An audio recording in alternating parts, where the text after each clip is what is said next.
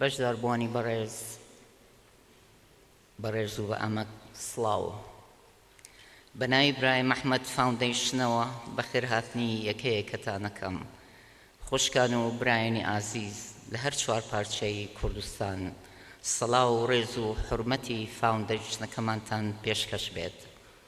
ئازیزان، ئەگەرچی هەشتی چواری هەموو ساڵێک بۆ خانەوادە و ڕێکخراوەکەمان بەبیرهێنانەوەی ڕۆژێکی پڕ ئازار و خەمناکە، بەڵام ئامادەبوونی ئێوە و وەفای بێوێنەتان نەک هەر خەمەکانمان ئەڕەوێنێ، بەڵکو هەستێکی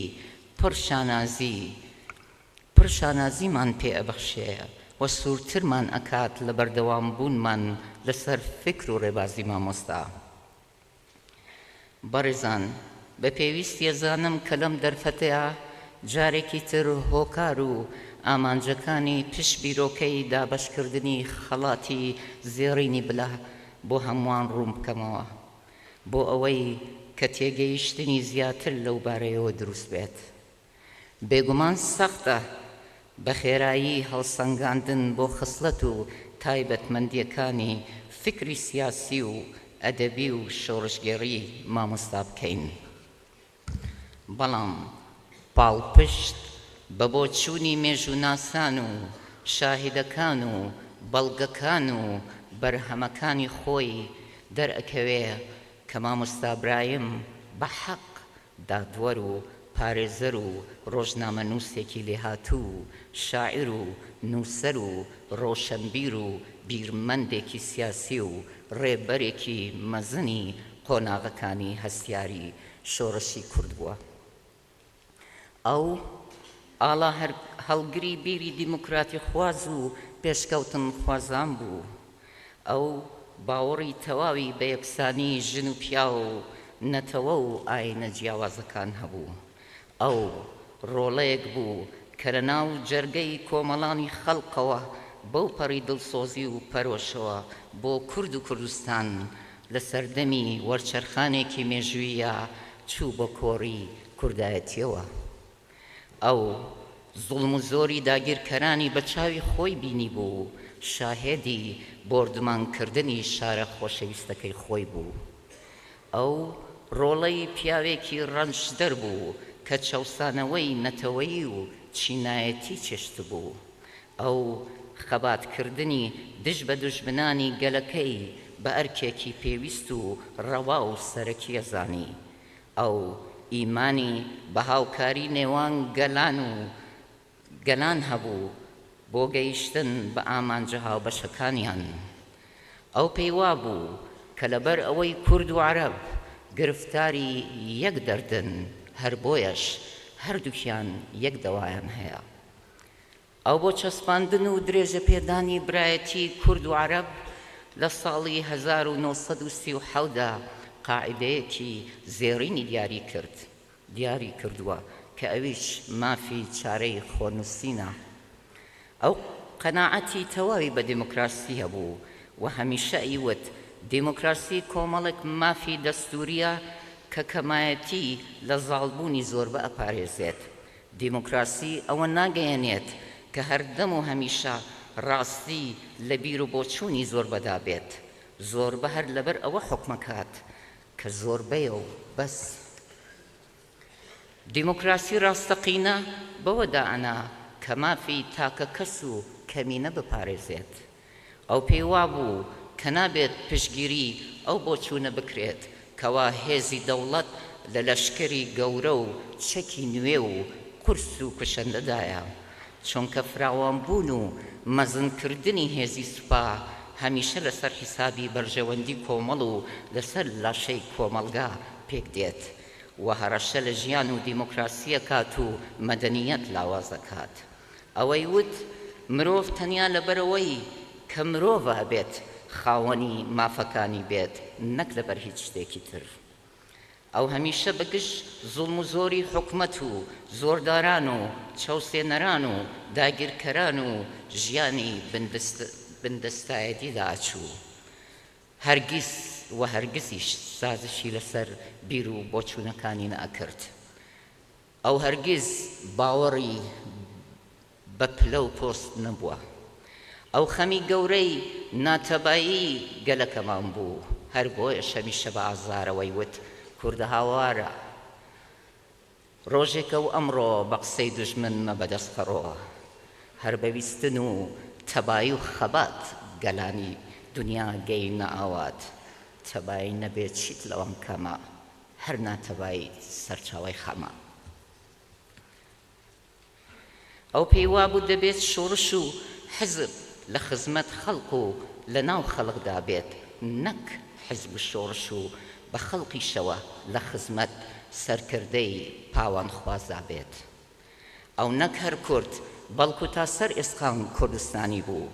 نمونەش بۆ کوردستانی بوونی زۆرن کە لێرەیە لەبەر کەمی کات ناتوانین ئاماژەی پێبین.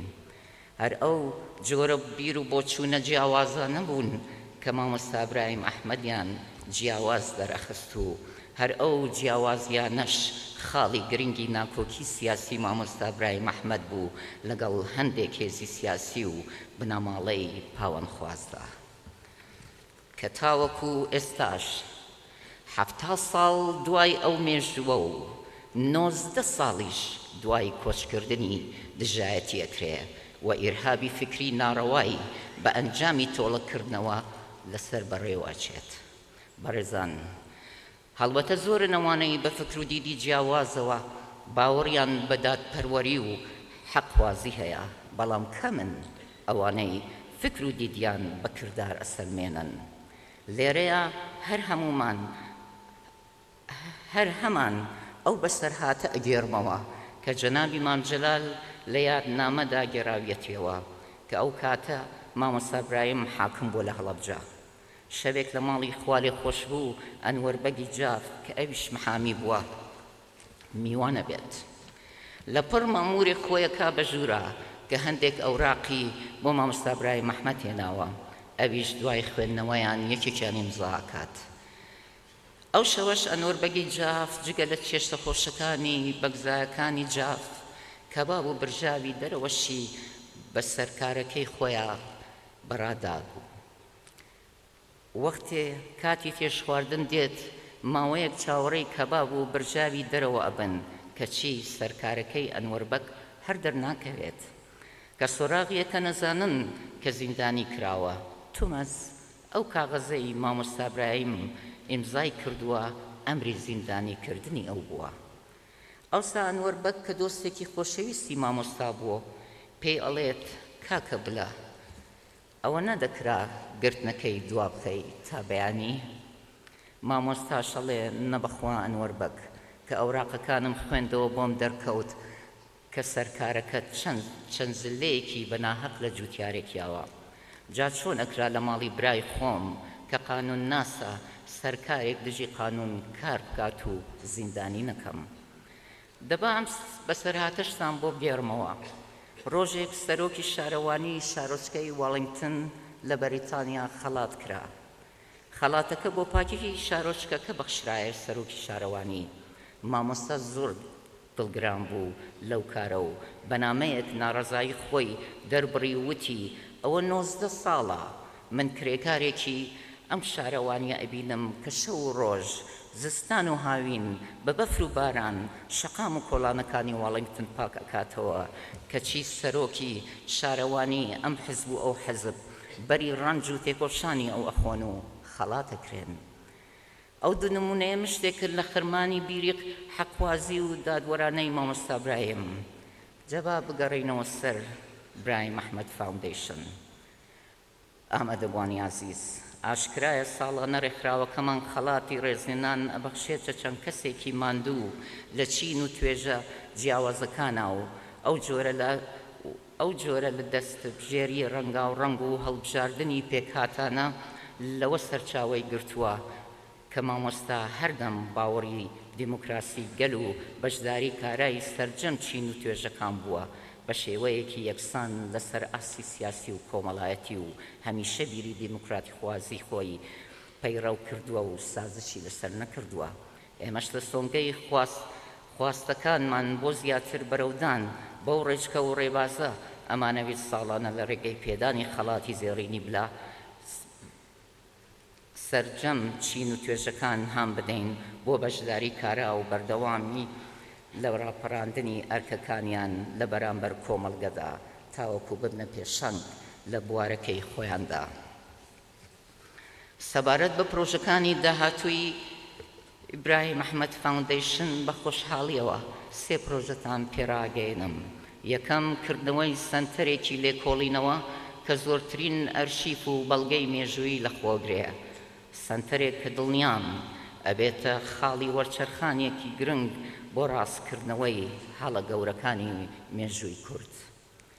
و زانیاری زیاتر لەو بارەیەوە لە کاتی کردنەوەی سەنتەرەکەدا ئەخینە ڕوو. پرۆژەی دووهەم چاپکردنی کۆکراوەی هەموو بەرهەمەکانی مامۆستایە. ئەگەرچی زۆربەی کارەکانی ئەو پرۆژەیە کۆتایی هاتووە، بەڵام لەبەر ساغ نەبوونەوەی هەندێک لەو بەرهەمانە کە بە ناوی خوازراوە بڵاوبوونەتەوە کە گومان دەکرێت بەرهەمی مامۆستا بن، بۆیە نەمانویست پەلەی تیا بکەین و بە تایبەت کە چیرۆکێکی دەستنووسی تەواو نەکراوی مامۆستاش دۆزراوەتەوە.